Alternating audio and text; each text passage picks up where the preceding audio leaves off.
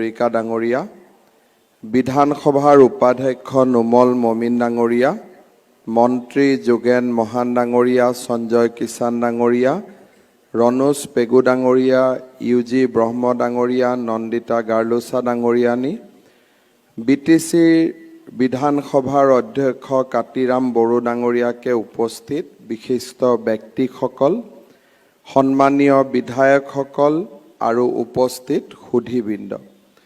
অসম বিধানসভাৰ ডিজিটেল ৰূপান্তৰ যাত্ৰাত আজি আমি এক সবল খোজ পেলাবলৈ সক্ষম হৈছোঁ।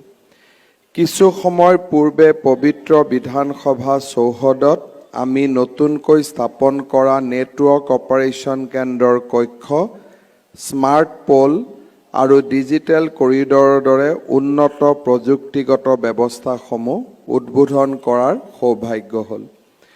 তথ্য প্ৰযুক্তিৰ সৈতে জড়িত এই পদক্ষেপকেইটাৰ লগতে আজি আমি সদনৰ পবিত্ৰ চৌহদত প্ৰাচীন অসমৰ কছাৰী ৰাজ্যৰ ঐতিহাসিক কীৰ্তিচিহ্নৰ স্বাক্ষৰ গ্ৰহণ কৰা, নিখুঁতভাৱে তৈয়াৰী আৰু উৎকৃষ্ট ভাস্কৰ্য শিল্পৰ নিদৰ্শন স্বৰূপ এটা মনোলিথ বা শিলাস্তম্ভৰ প্ৰতিৰূপো উন্মোচন কৰাৰ সৌভাগ্য হ'ল। এই পদক্ষেপসমূহ কাৰ্যকৰী তোলাৰ বাবে মই বিধানসভাৰ মাননীয় অধ্যক্ষ শ্ৰী বিশ্বজিৎ দৈমাৰী ডাঙৰীয়া আৰু উপাধ্যক্ষ নুমল মমিন ডাঙৰীয়াৰ লগতে বিধানসভাৰ সমূহ বিষয়া কৰ্মচাৰীৰ ভূমিকাৰ শলাগ লৈছোঁ। ইতিমধ্যে বিধানসভাৰ অধ্যক্ষ বিশ্বজিৎ দৈমাৰী ডাঙৰীয়াই প্ৰাচীন অসমৰ বুৰঞ্জীৰ ওপৰত ৰেখাংকন কৰিছে। অসমৰ সাংস্কৃতিক দৃশ্যপটত জনজাতীয় লোকসকলৰ কলা কৃষ্টি সংস্কৃতিয়ে সদায় এক গুৰুত্বপূৰ্ণ স্থান দখল কৰি আহিছে। আমাৰ অঞ্চলৰ গৌৰৱময় ইতিহাস আৰু ইয়াৰ প্ৰাণৱন্ত সাংস্কৃতিক প্ৰকাশভংগীৰ জৰিয়তে দৃশ্যমান হৈ আহিছে। এই সাংস্কৃতিক সমলসমূহৰ ভিতৰত প্ৰাচীন অসমৰ কছাৰী ৰাজ্যৰ কীৰ্তিচিহ্নসমূহৰ ধ্বংসাৱশেষে উত্তৰ পূব ভাৰতৰ ইতিহাসৰ বিশিষ্ট ভূমিকা পালন কৰি আহিছে।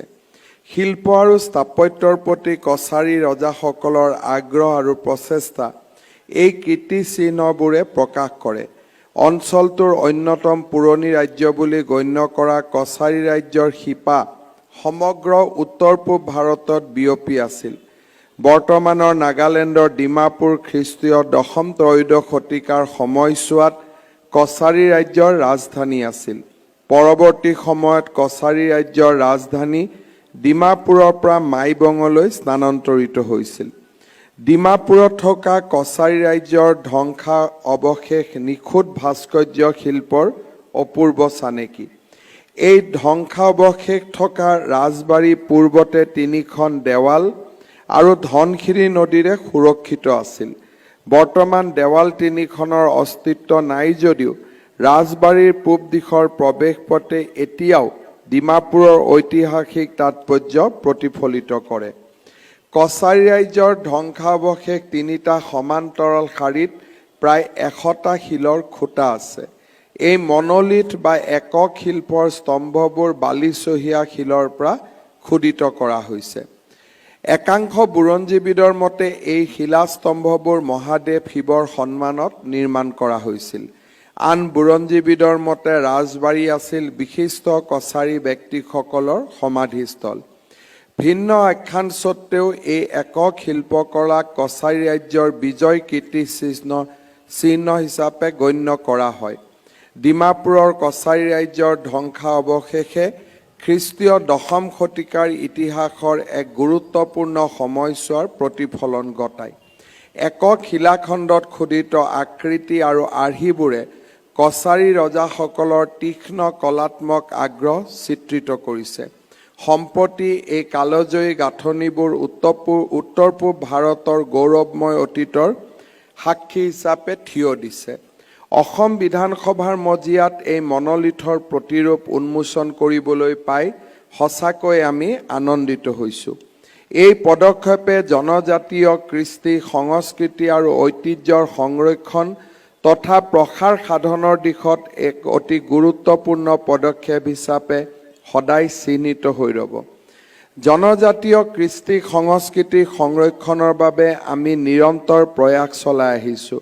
আমাৰ চৰকাৰে গুৱাহাটীৰ হেঙেৰাবাৰীত নিৰ্মাণ কৰা অমৃত উদ্যানত অসমৰ মহান জনজাতীয় স্বাধীনতা সংগ্ৰামী ডিমাচা জাতিৰ স্বাভিমান সম্বোধন ফাংলুৰ উপৰিও উত্তৰ পূব অঞ্চলৰ জনজাতীয় সমাজৰ আন 7 গৰাকী স্বনামধন্য স্বাধীনতা সংগ্ৰামী ক্ৰমে নাগালেণ্ডৰ ৰাণী গাইডেলু, মণিপুৰৰ বীৰ টিকেন্দ্ৰ সিং, ত্ৰিপুৰাৰ বিদ্ৰোহী ৰতনমণি ৰিয়াং, ছিকিমৰ হেলেন লেপচা, মেঘালয়ৰ ইউ তীৰত সিং চিএম, মিজোৰামৰ ৰাণী ৰয়পুইলিয়ানী, অৰুণাচল প্ৰদেশৰ মজে ৰিবাৰ প্ৰতিমূৰ্তি স্থাপন কৰা হৈছে।